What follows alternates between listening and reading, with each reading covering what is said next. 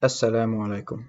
There are 7 of those whom Allah will shade with His shade on the day when there will be no shade except His. It was reported from Abu Hurairah radiallahu anh that the Prophet sallallahu alaihi wasallam said, "There are 7 whom Allah will shade with His shade on the day when there will be no shade except His: the just ruler, a youth who grew up in the worship of Allah, a man whose heart is attached to the mosques, 2 men who are friends for the sake of Allah and meet and part on that basis, a man who is called by a woman of rank and beauty and says, 'I fear Allah,' a man who gives in charity and conceals it to such an extent that his left hand does not know what his right hand gives, and a man who remembers Allah when he is alone and his eyes fill up."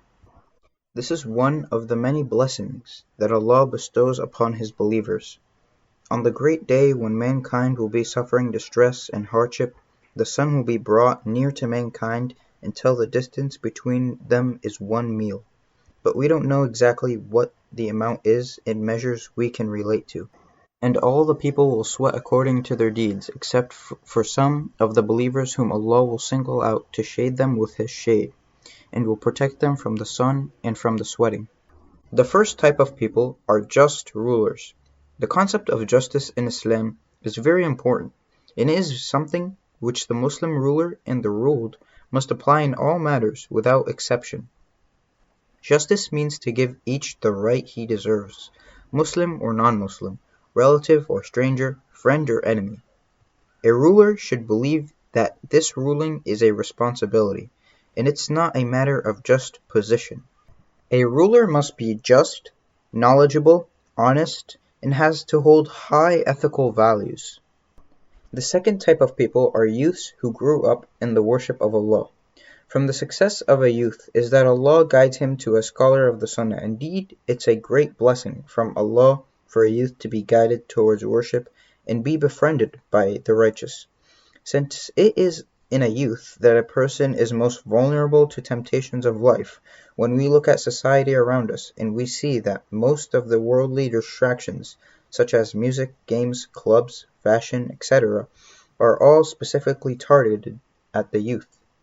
"You're only young once," they're told, which is why many Muslims nowadays waste their youth thinking that they will pray, wear hijab, and go on Hajj, etc., when they are old, as if they have a guarantee they will live many more years. The Prophet, peace be upon him, said, "Take benefit of 5 before 5, and one of them is your youth before old age." The third type are 2 men who are friends for Allah's sake and then part. Having mutual friendship for Allah's sake is one of the great doors leading to the good of the hereafter and a cause of tasting of sweetness of Iman in this world.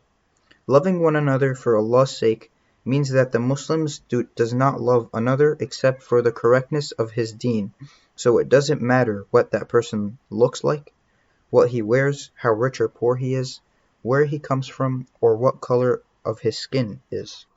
The fourth is a man who is called by a woman of beauty and position and says, "I fear Allah." This world is full of temptations which lead to the burning of the fire, and amongst them is which comes from a woman. The fifth is a man who gives charity and his left doesn't know what his right hand gives in charity. This is someone who is so charitable that they lose track of their charity. This habit is not about simply giving when it is convenient or only on certain things and not others. The developmental lesson is in making charity a way of life. The sixth is the one whose heart is attached to the mosques. These are the people who organize their lives around prayer. They make every effort to be at the mosques for prayer as much as possible. They recognize the peace that comes from spending time in the mosques, and they call others to do so as well. We can also conclude that mosques are a welcome refuge for the Muslims, rather than an arena for politics and power struggles, as many seem to have become these days. The seventh and final type of people are the people who remember Allah in private and His eyes shed tears. The Prophet, who is the best of all creations, would shed tears as well as the companions for fearing Allah. Tears are a genuine expression of fear of Allah's punishment, in our sincere love to Allah. Although men are mentioned in this hadith, women are also included in what is described here. Although what is meant by a just ruler is the position of Imam or Khalifa, women may also be included in this if they have children and treat them unjustly. Women have a share in all of these things.